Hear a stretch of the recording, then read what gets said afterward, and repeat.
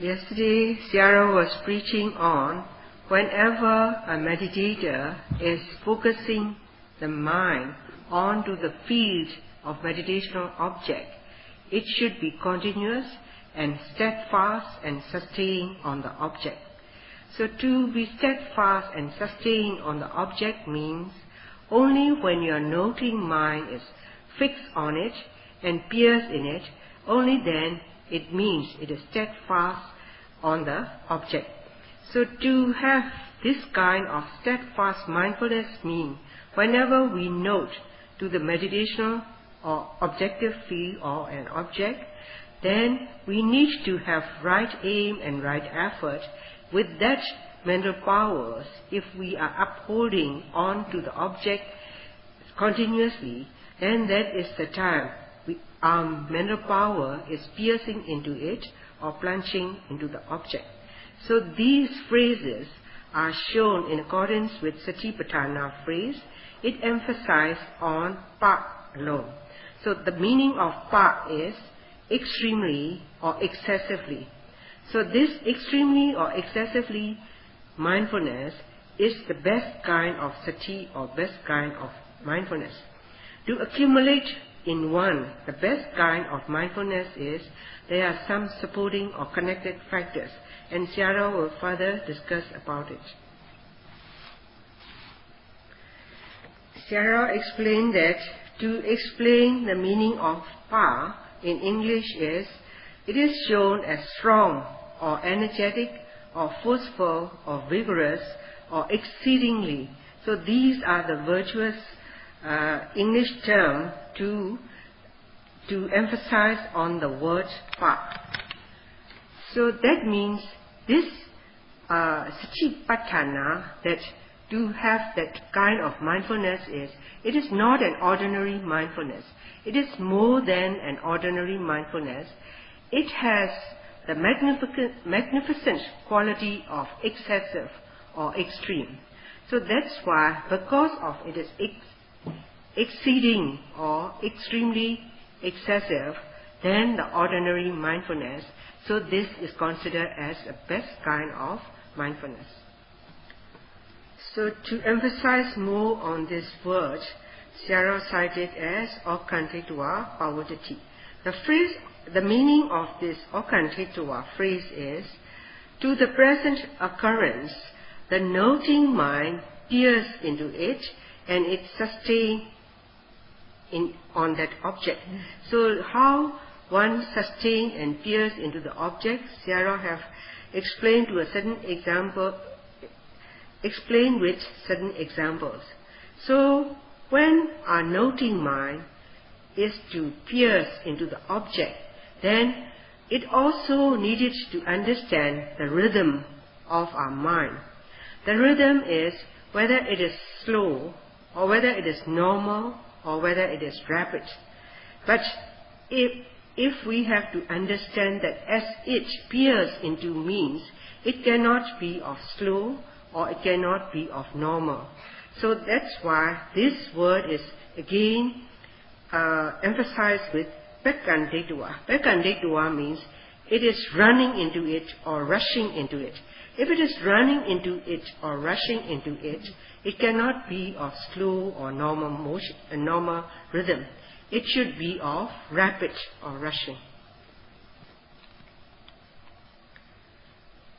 So to remind again, as we have to note on the meditational object with rushing into the object, that means to rush in means from the momentum of the noting, we have to accelerate that noting so that our mental power or noting power will rush or plunge into the object. So to have this kind of mental power means we cannot attain this quality if our mental power is slow, or if we are gazing or thinking or speculating, etc.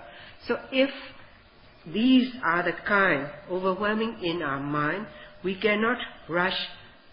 We cannot have the rushing power from our noting mind. So that means it cannot be slow, it cannot be slackened. If they are slow or slackened, then we cannot have this kind of mental powers. That means our mind, noting mind, should be active and alert, and it should be dynamic. So only with that dynamic noting mind, our mental powers or the observing mind will rush into the object. So to have this quality of our noting mind is, beforehand, we must understand the nature of benefits. Benefits we should study and learn, or from teaching or hearsay. So by understanding the benefits, we must encourage ourselves, and we should be enthusiastic to attain all the benefits. So if we are enthusiastic, surely we will have faith, we will have confidence in it, and we trust in this Dhamma practice. And also we must have a strong desire or chanda to attain these benefits. So before we have this chanda, we must also understand how dangerous the inner enemies like raga, lust, and dosa, or anger, or aversion, and delusion. So all these are the inner enemies or inner fires. They not only kill the being, but also the virtuous quality of the human being. So if we understood like that, then in our heart we must have a strong desire to conquer it. We must have the strong desire to extinguish these inner fires.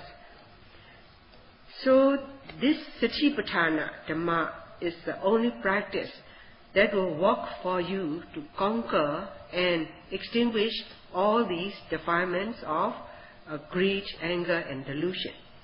So Sarah explained, in this world, to each and every being, whenever they are in problems or any kind of suffering, then the cause we find is due to anger or lust or craving. These are the 100% causes. Due to these defilements, people have to undergo lots of suffering and problems. So if we understood in that manner, these are the suffering causes, then we must hate it. We must be disgust to ourselves to be influenced by these defilements. So in that way, we should have a disgusted mind about the real nature of these defilements. So in our mind, if we succumb to the influencing power of defilements or kilesa, then that is the time that being is undergoing the stages of suffering. Or whomsoever have not yet eradicated, or whose mind is connected with these defilements, then inside of them that person is burning. And if that burns while it is influenced by the defilements, then the suffering that have to undergo by that being is a real distress, or it is a real depressing point to understand.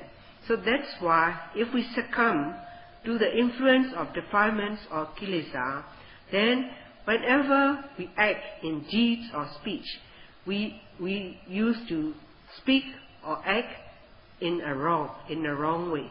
So if we did wrongs from deeds and speech, then it kills the virtuous quality as a human being.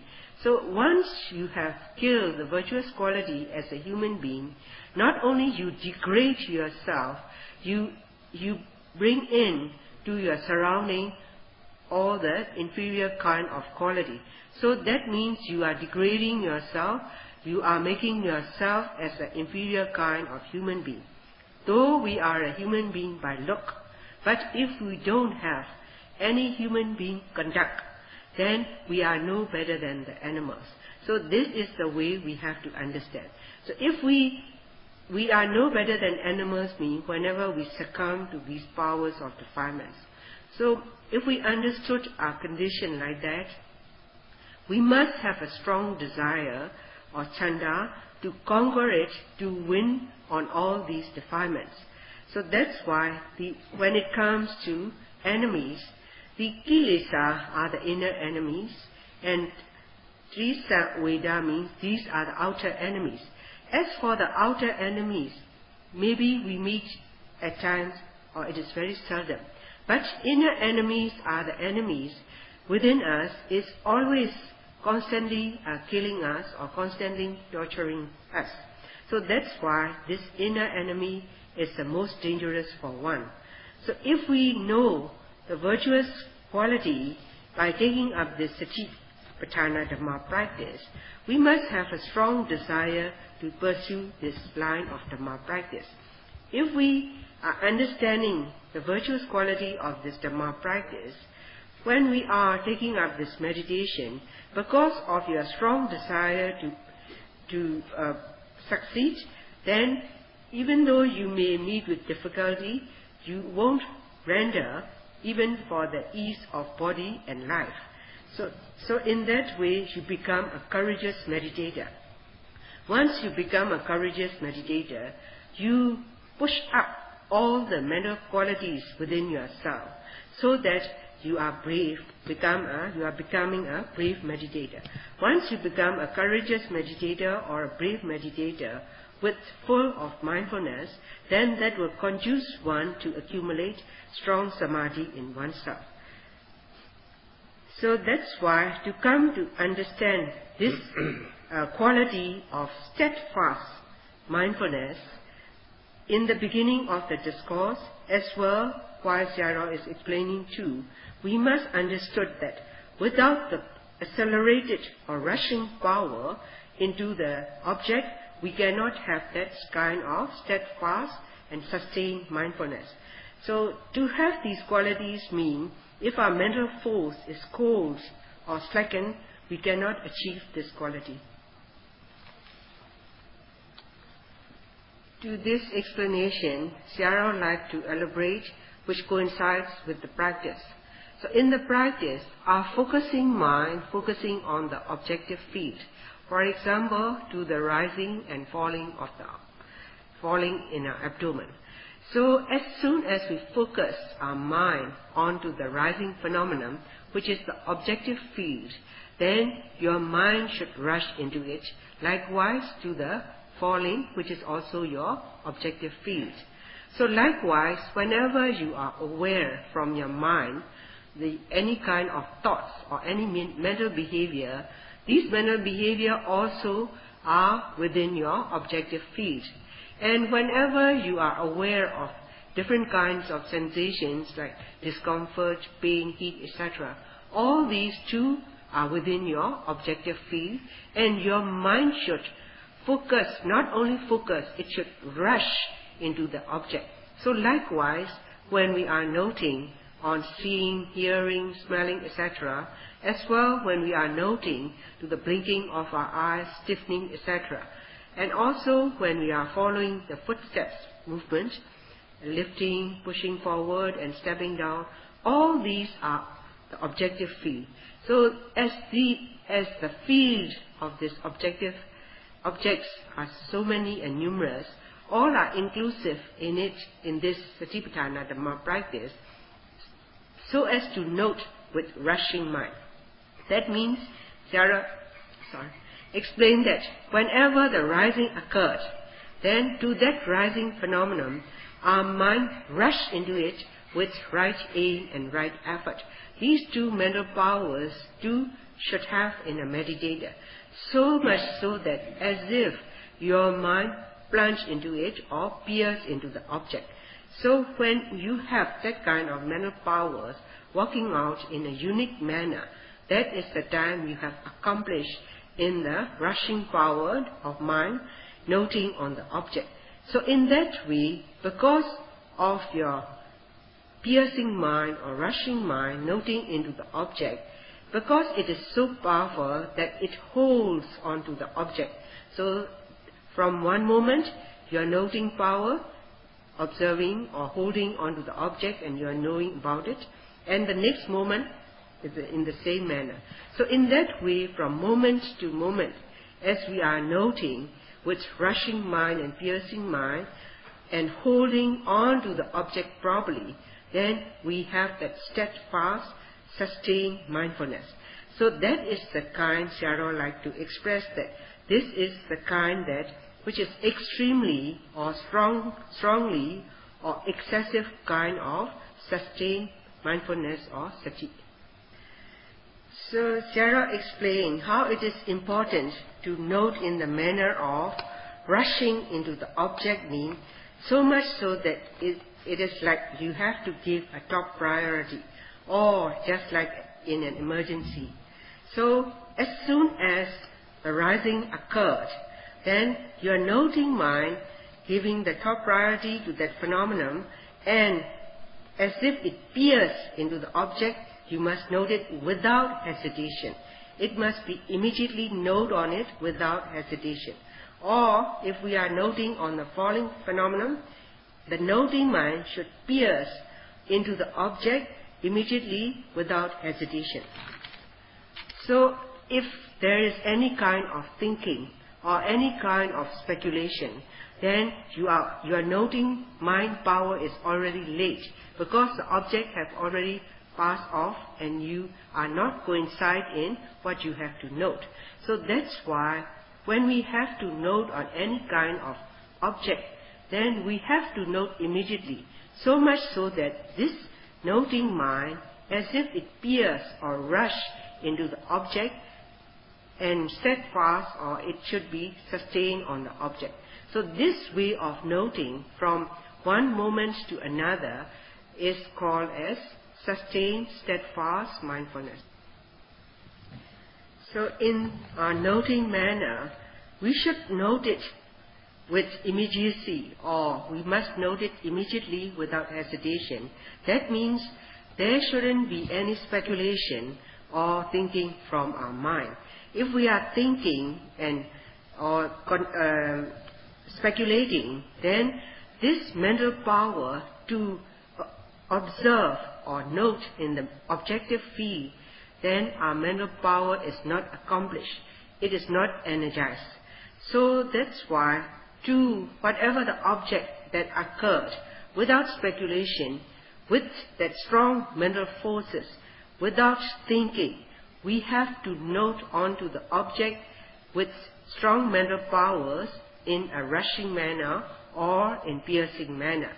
So in that way, if we are noting from moment to moment, to each and every second, then we are fulfilling our mental powers or mental energy.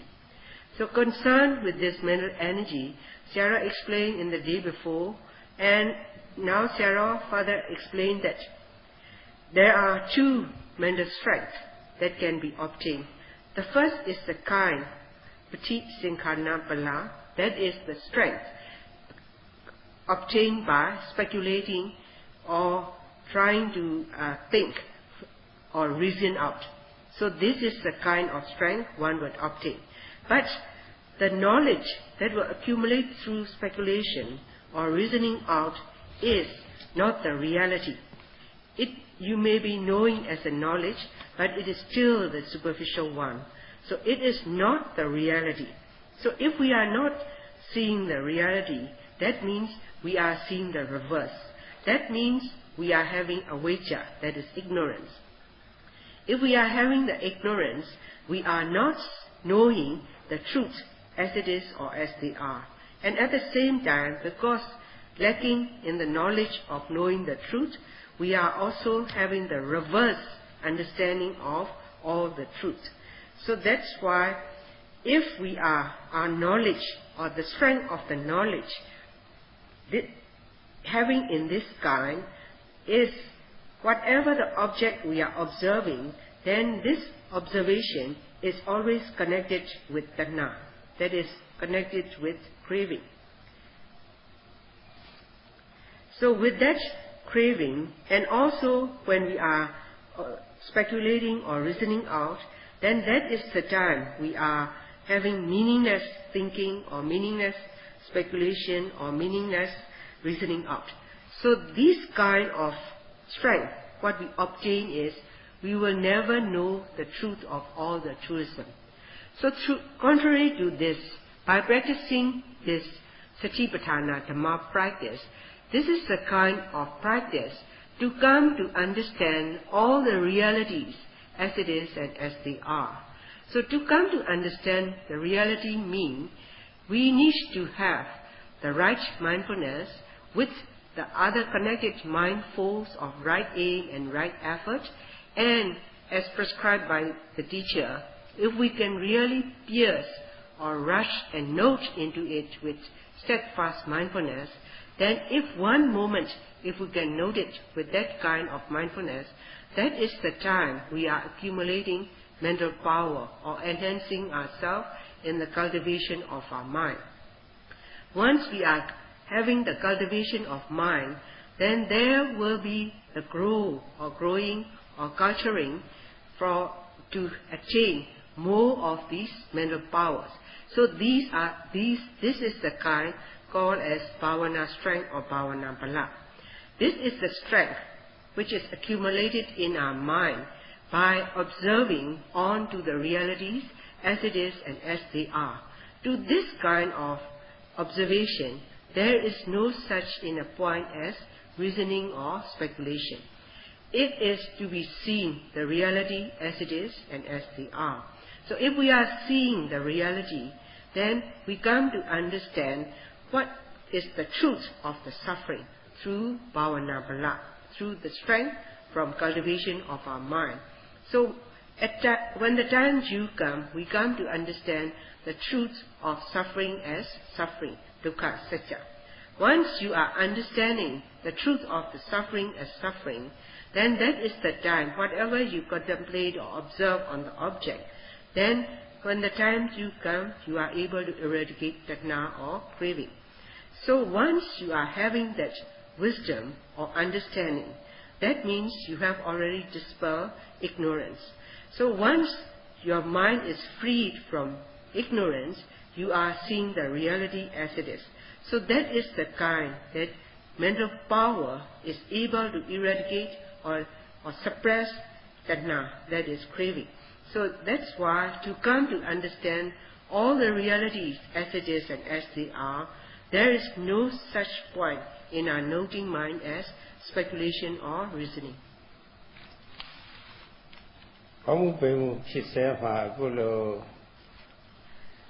Sierra explained why we have to note, example, on to the rising and falling, immediately or rushing with full force mental powers. So if we cannot note it in that manner or as prescribed, then there will be no samadhi or no accumulation of concentration. When there is lackage of concentration, the object we are observing and the noting mind cannot be concurrent, it cannot be accurate. So if there is no concurrency and lacking of samadhi, then in that one's mind there is no knowledge of dukkha. One is not understanding the truth of the suffering. If we are not understanding the truth of the suffering, to whatever the object we focus on to, we shall have attachment on to that object or to the others as well. So how to the others as well means there are other objects like all the sensuous objects from seeing, hearing, smell, taste, etc.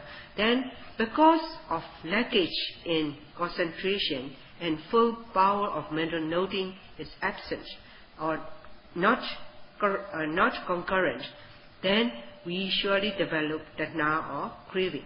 Because we are not understanding the real dukkha or the real suffering that is arising if you are really noting. Because of no collectiveness of mind, your mind has lacking in samadhi, so there is no collective power and it is scattered. So to that kind of mind, it surely is overwhelmed with avijja, that is ignorance. Because of ignorance, to whatever the sensuous object we have to encounter to, we crave to it. So to expel this ignorance is with full mental power, with the right aim and the right effort, as we are noting concurrently onto the object, how we come to understand the true nature it is. For example, Sierra explained when we are noting on the rising and falling of our abdomen. As soon as the rising phenomenon arises, with full force of mental power we are noting. So we are just seeing the motion or the stiffness or tension or extension, or relaxation. So these are the natural characteristics of all the realities. So once you come to understand all the truth as it is or as they are, then that is the time your mind is having wisdom or vijja. That is the wisdom or knowledge. So if you are having that kind of real wisdom, that is the time you dispel avijja, that is ignorance. Dispel means it is not dispelling to a distance, but it is a kind that if our mind is having a vijja or wisdom at that time, in our mindfulness line of stamina, there is no chance for avijja to seep in, or ignorance have no chance to interrupt in your mind. So this is, Sarah gave an example like to the darkness. Whenever the light comes in, the darkness is, there is no more of darkness. That means the darkness is not exist. It doesn't mean that because of the light is there, the nature of darkness has no chance to interrupt in. So likewise, in our noting mind, if we have wisdom or with vijja, that is understanding or wisdom, then there is no chance for that mind to interrupt with tatna, that is craving. When there is no craving, then at the same time you are also understanding the truth. So that's why Sarah explained, whatever the wholesome deeds or whatever the kind of civilization there is, then to dispel all the ignorance and to accumulate this power of wisdom, then this is the kind to practice this Satipatthana meditation. So with avijja or with ignorance, we cannot dispel tatna. So with vijja or wisdom, we are able to eradicate this tatna or craving. So that to do this dispelling of craving, then this Dhamma practice become the most effective, a kind of most effective practice in this world, and also it is the most powerful kind of practice, and it is also the most beneficial kind of practice. So whatever the good deeds the people are doing, whatever the civilization through which they are practicing, this is the best kind and highest wholesomeness to be practiced, because it has the most efficient or effective, it has the most effective power. So that's why, compared to Pradisinkhanapala, that is the strength of mental power achieved through thinking or reasoning, is it cannot have these qualities because it is still superficial. So contrary to this, if we understand the real benefits by practicing this Dhamma, is it is the most effective way of practicing.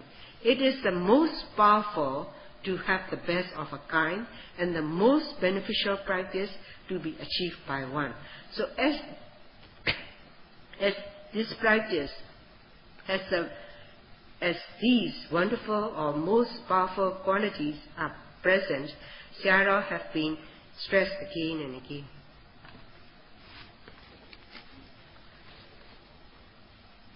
To all the beings, when we are becoming as the being, then all the while in our mind, all the lust or greed, anger and delusion, always they are getting the upper hand. We are always under the influence of these defilements or impurities. So in very long time, we have been always succumb to the influencing power of these defilements. So now is the time we have to upheaval or try and fight against all these defilements. So to fight against all these defiled powers in our mind is, we need to have good mental powers which should be united together as a strength to fight against it. So these are the powers of mindfulness, the powers of effort. And if these strengths are in full, then we are able to fight against with bravery. Then there is no slackening, there is no hesitation. we will fight with full force whatever the object we have to fight to. So this is not a kind of ordinary bravery. It is an excessive or a magnificent kind of bravery for one who is fighting against the power of these defilements. To have this strength of mental power in us is, we need to observe onto or note onto the object with upholding or steadfast mindfulness, so much so that, as prescribed, our noting mind should pierce and concurrent onto the object. So this way of sustained, steadfast, piercing mindfulness should present not only for a moment, it should be continuously present from second to second, and much and more we needed to accumulate within ourselves. Only when we are able to do or practice in that manner, all the good qualities of these mental powers become in full strength, and we are getting the upper hand to extinguish the kilesa or the defilements. Once we are getting the upper hand to these kilesa or defilements, we have the power to bear any kind of condition we have to encounter. That means our forbearance power, or the threshold to all the condition in life, we are able to withstand it with equilibrium. That means whenever we have lots of fortune, then we are very happy. And when we lost it, we are very miserable, or we are in misery. Or when we have to dissociate with our loved ones, then we are very sorry about it and disheartened. Or when we have lots of material wealth, then we are very happy. Or when you get praise from others, you already smile. When you are disparaged by others, then you have lots of scorn feeling in you. So likewise, whenever we meet with fortunes or miseries in life, we will be reacting accordingly if we cannot fill our mind with these mental powers. So if that mind is lacking in these mental powers, whatever the condition of loka dhamma, or the goodnesses and the miseries of life we have to encounter too, because of our immaturity in our mind, we are just like the stone rolling down the street. So that is with the immature mind, if we cannot suffuse our mind with good mental qualities. But to encounter with any kind of loka dhamma, that is all the miseries on one side and all the good fortunes on the other side. So whether they are good or bad, we should have equanimity towards all these loka dhamma, or the goodnesses and miseries of life. So to have that equanimity means it is very crucial for one to take up this Dhamma practice. To take up this Dhamma practice means to accumulate our mind with Dhamma or Vipassana knowledges. So to accumulate this Vipassana knowledges mean, by speculating or reasoning, we will never ever accumulate this kind of knowledge. But only with real practicing, as prescribed by the teacher, how to note it, then we will come to understand the realities by attaining the Vipassana wisdom, basic from this is the kind of mind and this is the kind of matter. So you come to understand the differentiative nature of mind and matter, and these two mind and matter flux are working out in the cause and effect relationship. And furthermore, you will come to understand the nature of impermanence, suffering and non-self. So once you have accumulated this knowledge through your practice, then that is the time you are attaining Vipassana Sukha or bliss. That is called Sanchi Sukha. This is the real bliss. So as for one who do have this Dhamma knowledges in oneself, then however they have to meet with pleasantness in one, they are not so happy or they are not elated. However, one has to meet with miseries, and they are not sorry for it. They are not downhearted. Why? Because they have the maturity of mind through Dhamma practice is dwell in them. So, as for one, even though we have not yet eradicated to all these defilements, but to a certain extent, through our Dhamma knowledges, accordingly, we are able to withstand all the miseries and goodnesses in life, and we have the forbearance, whether they are good or bad.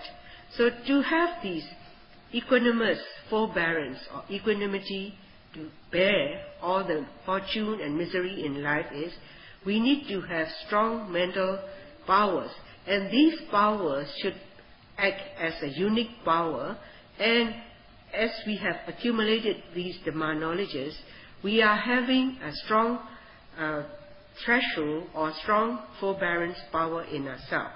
So that's why, by taking up this Dhamma practice, we need to understand that this practice benefits are not for the benefits of Lokiya or mundane wealth. So to attain this mental powers or mental force, this is the kind of Dhamma practice we have to take up. So by practicing this Satipatthana Dhamma practice, this is the kind which is most effective to build in the maturity of mind. This is the kind which is most powerful to have the maturity of mind. And this is the kind, if we really practice it, then if it is a real attentive and effective, then within a short time, we are attaining the benefits within a short time. To conquer the kilesa mara, or the inner fire within ourselves, to be able to withstand or fight against all these inner fire, we need to have mental powers, or this should be kind we can accumulate through this Dhamma practice. That is, these mental powers must be sharp. It must be effective. Only when it is sharp and effective, with full strength, then that is the time we are having the best kind of sati. So to have this best kind of mindfulness means we must give immediate attention and effective attention on to the present occurrence, what we have to note too. So this is the serious matter we have to understand. For example, if we are following the rising and falling of our abdomen, without any hesitation or thinking, immediately with full force from our mental powers, then as if it is piercing into it or it is rushing into it with full force of mindfulness, if we are noting in that manner, then our sati or mindfulness is always stick, or as if it is coupled onto the object. So that is the best kind of sati, if we can do so. So as Sarah have explained, to fight with force means as if you are making a sudden attack. It should be a sudden attack onto the object as it arises.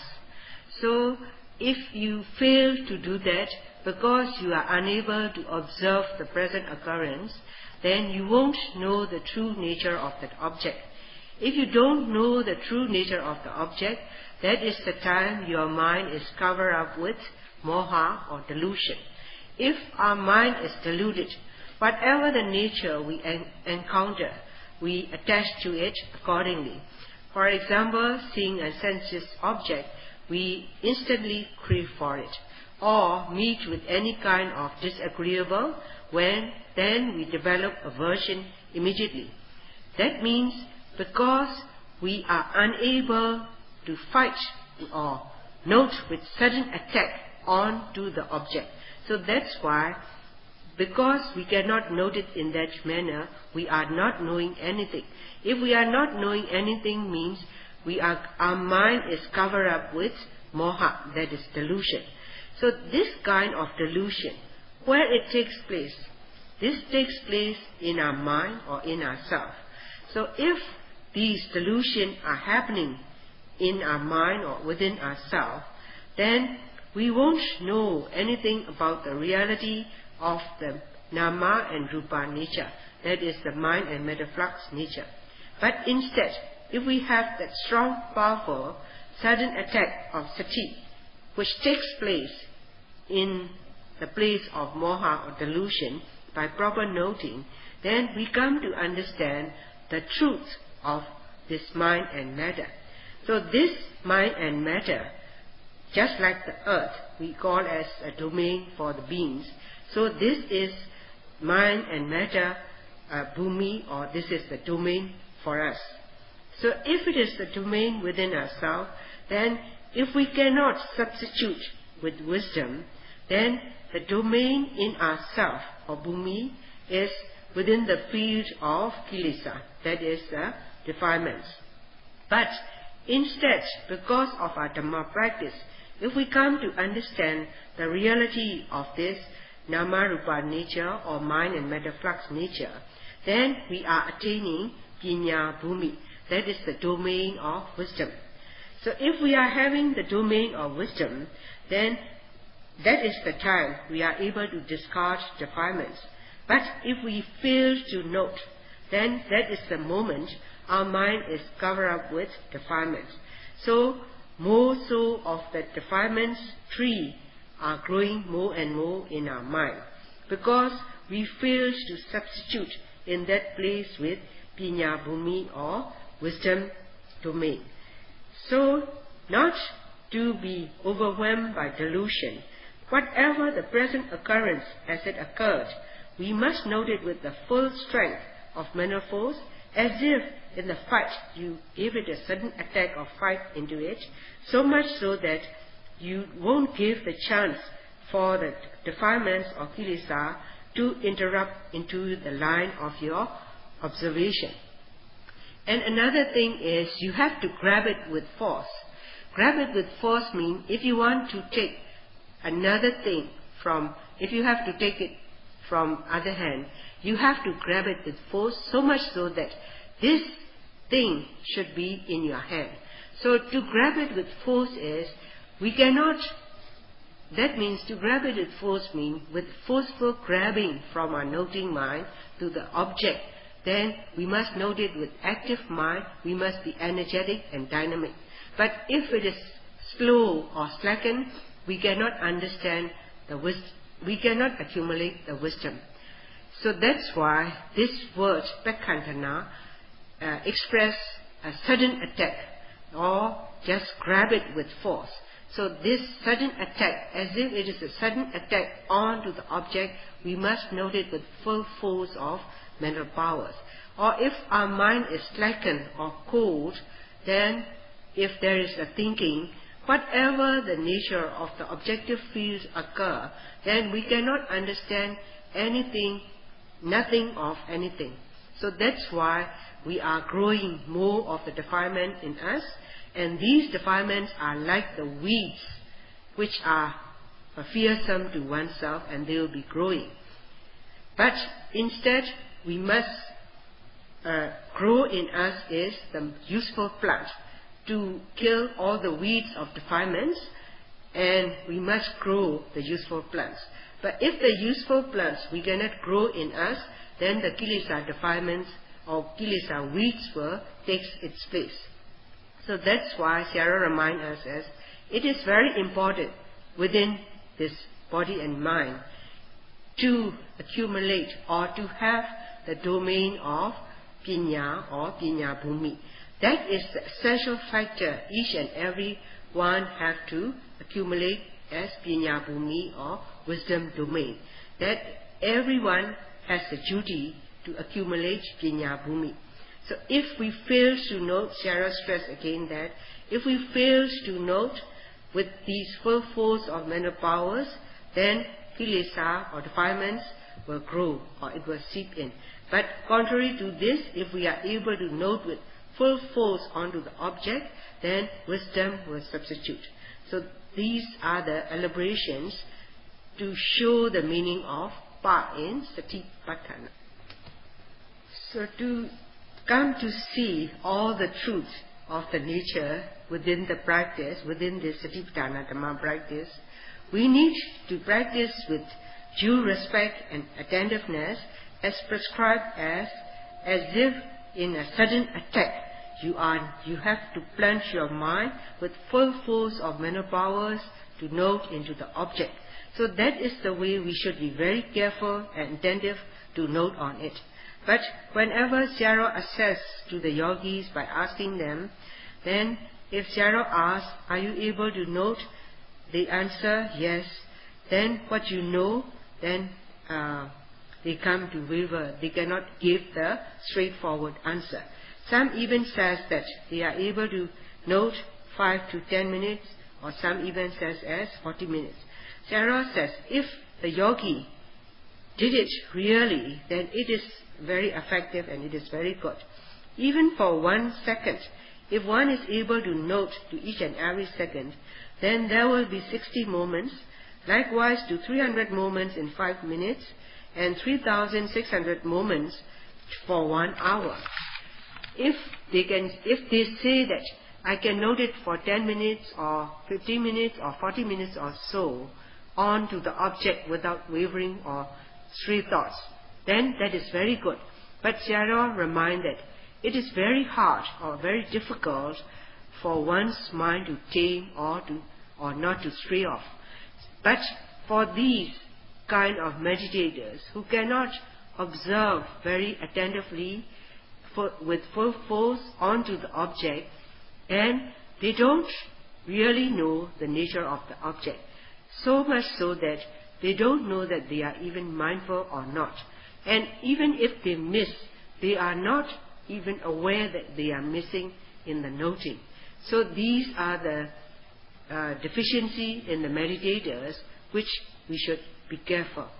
So Sayadaw reminds to the yogis that it is a kind of help to the teachers if, as instructed by the teachers, systematically and specifically what they should do, and they have to practice accordingly.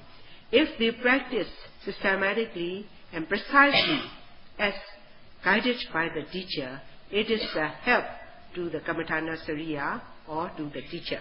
So to note it precisely too, the teacher will be always guiding. Sayadaw explained further on the meaning of Vakantana. That is, you are running or rushing against the force of the wind. Example like the runners. For the runners, they cannot pay attention to the crowd. They just have to run with full force to each and every step.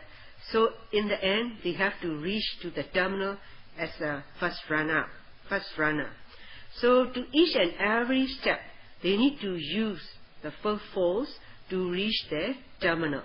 So likewise, as a yogi, with the full force going against the wind, then in the full force of observation or noting in this meditational practice, we don't need to pay attention to any kind of outside object from the sense of seeing, hearing, smell, etc., or whatever the other people talks about. We don't need to pay attention at all, just like the great runners. As for these runners, in their mind, their intention is to run their best. But they never bother about whether they are encouraged by the crowd or they will have the critics. They never bother about it. They just make a best in the run. So likewise, in our noting, we have to note it in a rushed manner or with full force in the noting, and we shouldn't waver from it, or we shouldn't be out of the line from this full force noting. Only in that manner of practice we will be attaining the benefits. So Sayadaw reminds that only with that kind of noting you will attain the benefits. Now, as the time due come for the conclusion of today's talk, Sayadaw have ended the talk and he will resume the talk tomorrow evening. Sadhu, sadhu, sadhu, sadhu.